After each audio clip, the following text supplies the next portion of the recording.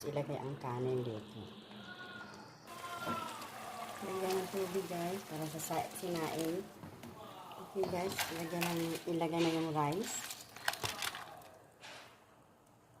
Okay guys, pakuloyin ang kanin.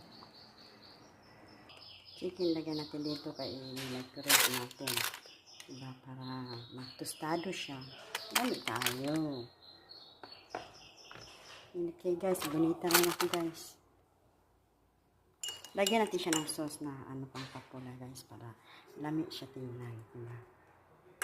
Para na siya kulay. Makulay ang buhay.